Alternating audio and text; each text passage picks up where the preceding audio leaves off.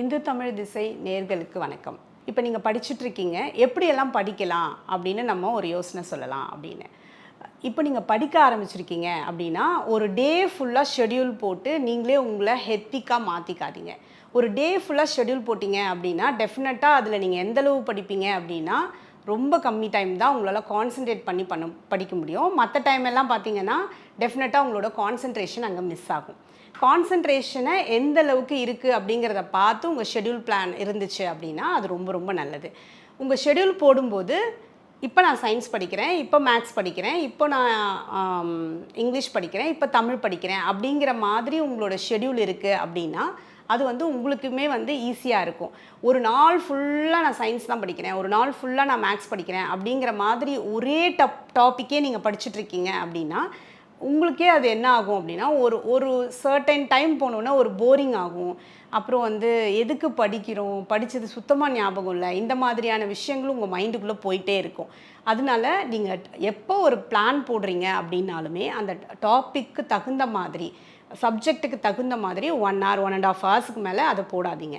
ஒருவேளை நாளைக்கு எனக்கு சயின்ஸ் எக்ஸாம் இருக்குன்னா வேறு வழி இல்லை, நம்ம இன்றைக்கி ஃபுல்லாக உட்காந்து சயின்ஸ் படிக்கணும்.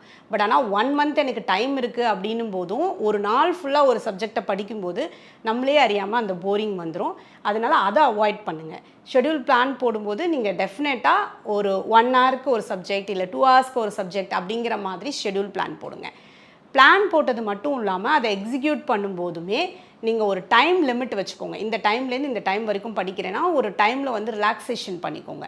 இது இந்த ரிலாக்ஸேஷன் இல்லாமல் படிச்சுட்டே இருக்கோம் அப்படின்னா நமக்கு மைண்டுக்குள்ளே எப்படி இருக்கும் அப்படின்னா என்ன ஒரு மாதிரி ஸ்ட்ரெஸ்டாக நம்ம ஃபீல் பண்ண ஆரம்பிச்சிருவோம். வெளியிலேருந்து நமக்கு பேரண்ட்ஸ் கொடுக்குற ஸ்ட்ரெஸ்டெல்லாம் தாண்டி நமக்கு நம்மளே அறியாமல் ஒரு ஃபியரோ ஸ்ட்ரெஸ்ஸோ அந்த இடத்துல வந்துடும். அதனால் நம்மளால் இன்னும் கான்சன்ட்ரேட் பண்ணியெல்லாம் படிக்க முடியாது. அதனால் இந்த பிளான் போடும்போது டெஃபினட்டாக நீங்கள் இதை யோசித்து பிளான் பண்ணுங்கள். இதெல்லாம் தாண்டி நீங்கள் படிச்சுட்டீங்க, அதை எக்ஸிக்யூட் பண்ணுறீங்க. நீங்கள் சும்மா உட்காந்துருக்கீங்க, இப்போது உங்கள் கூட யாருமே இல்லை, நான் படிக்கணும்னு நினைக்கல, நான் சும்மா தான் இருக்கேன் அப்படின்லாம் நீங்கள் நினைக்கிறீங்க அப்படின்னா அந்த டைமில் நான் உங்களுக்கு முதல்ல சொன்ன மாதிரி மைண்ட் மேப்பை எக்ஸிக்யூட் பண்ணி பாருங்கள். ஒரு டாபிக் எடுக்கிறீங்க, அந்த டாப்பிக்லேருந்து சப் டாப்பிக்கை எப்படி நம்ம ஒரு பேப்பரில் வரைஞ்சி பார்ப்போம் இல்லையா. மைண்ட் மேப்புங்கிறது ஒரு டாபிக் எழுதுவோம், அந்த டாப்பிக்லேருந்து மைண்ட் மேப் நம்ம என்னெல்லாம் சப் ஹெட்டிங்கோ அதெல்லாமல் போடுவோம். ஸோ இதை விஷுவலைஸ் பண்ணி பாருங்கள். ஒரு வாட்டி அதனால தான் எழுத சொல்கிறது. எழுதும்போது என்ன ஆகுது அப்படின்னா ஃபுல் அண்ட் ஃபுல் நம்மளோட கான்சன்ட்ரேஷன் கை வழியாக போகுது. ஸோ பிரெயினுக்கும் கைக்குமான ஒரு கோஆர்டினேஷன் இருக்குது. அந்த கோஆர்டினேஷனால் நம்மளோட பிரெயின் என்ன ஆகுது அப்படின்னா நம்ம சொல்கிற எல்லா விஷயங்களையுமே அக்செப்ட் பண்ணிக்குது. ஓகே, இவங்க இதை சொல்லியிருக்காங்க, நான் இதை அக்செப்ட் பண்ணணும், இதை நான் பிரெயினில் இம்ப்ரெஷனாக க்ரியேட் பண்ணணும் அப்படின்னு அது ஒரு இம்ப்ரெஷன் க்ரியேட் பண்ணிடுச்சு. என்ன இம்ப்ரெஷன்? நீங்கள் மைண்ட் மேப் போட்டிங்க இல்லையா. ஸோ இந்த மைண்ட் மேப் உங்கள் பிரெயினில் ஒரு இம்ப்ரெஷனாக க்ரியேட் ஆகிடுது. இந்த இம்ப்ரெஷன் உங்கள் மைண்டில் இருக்கிறதுனால நீங்கள் எப்போ வேணால் இதை எங்கே வேணால் உட்காந்து ரீகலெக்ட் பண்ணலாம். இதுக்கு புக்ஸ் எல்லாம் தேவையில்லை. கண்டிப்பாக இந்த இடத்துல நான் புக்கை ஓப்பன் பண்ணி தான் நான் அந்த டாப்பிக்கை படிக்கணுமா அப்படின்னு கேட்டால் அதுக்கு அவசியமே கிடையாது. அதுக்காக தான் இந்த மைண்ட் மேப் போடுறோம். எனி டைம் நீங்கள் எங்கே உட்காந்து இந்த புக்கு இல்லாமல் இந்த டாப்பிக்கை சொன்னீங்க அப்படின்னா உங்கள் பிரெயின் டக்குன்னு ஆக்டிவேட் ஆகி கடகடன்னு அதுக்கான மைண்ட் மேப்பை அதுவே வரைய ஆரம்பிச்சிடும். நீங்கள் கண்ணை மூடிக்கிட்டு அந்த மைண்ட் மேப் நம்ம அன்றைக்கி போட்டோம் இல்லையா, ஸோ அதை அப்படியே நம்ம வரைஞ்சி பார்த்த மாதிரி ஒரு வாட்டி ரீகலெக்ட் பண்ணிக்கலாம். இதை நம்ம சும்மா இருக்கும்போது இந்த மைண்ட் மேப் டெக்னிக் நீங்கள் போட்டு பார்த்தீங்க அப்படின்னா நிறைய விஷயங்களை நம்ம திருப்பி அந்த இம்ப்ரெஷனை இன்னுமே டீப்பராக க்ரியேட் பண்ண முடியும். இந்த டிப்ஸ் உங்களுக்கு ரொம்ப யூஸ்ஃபுல்லாக இருக்கும் அப்படின்னு நினைக்கிறேன். ஏன்னா 10th 12th படிக்கிறீங்க அப்படின்னா நமக்கு ஃப்ரீ டைமுங்கிறது ரொம்ப ரொம்ப கஷ்டம். வீட்டில் எல்லாருமே என்ன சொல்லுவாங்க அப்படின்னா டிவி கிடையாது, ஃபோன் கிடையாது, இந்த மாதிரி நிறைய ரெஸ்ட்ரிக்ஷன்ஸ் எல்லாமே இருக்கும். அப்படி இருக்கும்போது என்னடா நான் பண்ணுறது அப்படிங்கிற மாதிரி நம்ம நமக்குள்ளே கேட்டுப்போம்.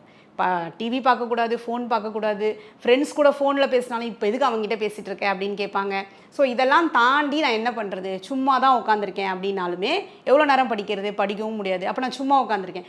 சும்மா உட்காந்துருக்கும் போதும் நம்ம இந்த மாதிரி ஒரு டெக்னிக்ஸை யூஸ் பண்ணலாம். இந்த டிப்ஸ் எல்லாம் நீங்கள் யூஸ் பண்ணிங்க அப்படின்னா டெஃபினட்டாக இது வந்து இந்த இம்ப்ரெஷன் வந்து என்ன ஆகும்னா இன்னும் டீப்பர் ஆகும். நீங்கள் படித்ததை வந்து இன்னும் டீப்பர் ஆகி நீங்கள் எழுத போகும்போது பார்த்தீங்கன்னா இந்த மைண்ட் மேப் அழகாக உங்களோட பேப்பரில் வந்து ஓப்பன் ஆயிரும். ஓப்பன் ஆயிடுச்சு, அந்த கொஸ்டின் வந்திருக்கு அப்படின்னா நீங்கள் அன்றைக்கி போட்டிங்க இல்லையா அந்த மைண்ட் மேப், அது வந்து இன்றைக்கி உங்கள் பேப்பரில் காட்டும். நீங்கள் வந்து பேப்பர் வாங்குறீங்க, வாங்கினதுக்கப்புறம் பார்த்தீங்கன்னா உங்களுக்கு எல்லாமே சம்டைம்ஸ் பிளாங்க் ஆகிறதுக்கான வாய்ப்புகளும் இருக்குது. ஏன்னா ஜென்ரலாகவே இது வந்து உங்களுக்கு மட்டும் இல்லை, ஈவன் நல்லா படிச்சிருக்கேன் அப்படின்னு சொல்லிட்டு போய் ஒருத்தர் உட்காடுறாங்க அப்படின்னா கூட சம்டைம்ஸ் அந்த பேப்பர் வாங்கும்போது நம்மளே அறியாமல் ஒரு பயம் வந்துடும். அந்த பயத்தில் என்ன பண்ணுவோம் அப்படின்னா கொஸ்டினையே நம்ம சரியாக படிக்க மாட்டோம். அதனால் ப்ளீஸ் எப்போவுமே நீங்கள் கொஸ்டின் பேப்பரை வாங்குறீங்க அப்படின்னா கொஸ்டினை 1க்கு 2 வாட்டி திருப்பி திருப்பி படித்து பாருங்கள். ஏன்னா கொஸ்டின் பேப்பர் எந்தளவுக்கு படிக்கிறோமோ, கொஸ்டினை எந்தளவுக்கு புரிஞ்சுக்கிறோமோ அந்தளவுக்கு தான் நம்மளால் ஆன்சரை டெலிவர் பண்ண முடியும். நம்ம ஒரு பதட்டத்தில் அந்த கொஸ்டினை சரியாக படிக்காமல் ஏதோ படிச்சிருக்கேன், இது அந்த வேர்டெல்லாம் மட்டும் அந்த கீவேர்ட்ஸ் இருக்கும் இல்லையா, அந்த கீவேர்ட்ஸை படிச்சுட்டு இது நான் படித்த கொஸ்டின் தான் அப்படிங்கிற மாதிரி டெலிவர் பண்ணிடுவோம். அதனால பதட்டத்தில் அதை பண்ணாமல் 1க்கு 2 வாட்டி அந்த கொஸ்டினை படிங்க, புரிஞ்சுக்கோங்க. புரிஞ்சுக்கிட்டு நீங்கள் ஆல்ரெடி க்ரியேட் பண்ணி வச்சுருக்க மைண்ட் மேப்போடு அதை லிங்க் பண்ணி இது கரெக்டு தானா அப்படிங்கிறத கன்ஃபார்ம் பண்ணதுக்கப்புறமா நீங்கள் வந்து ஆன்சர் ஷீட்டில் எழுத ஆரம்பிங்க. அதுக்கு முன்னாடி பட்டு எழுதிட ஆரம்பிக்காதீங்க.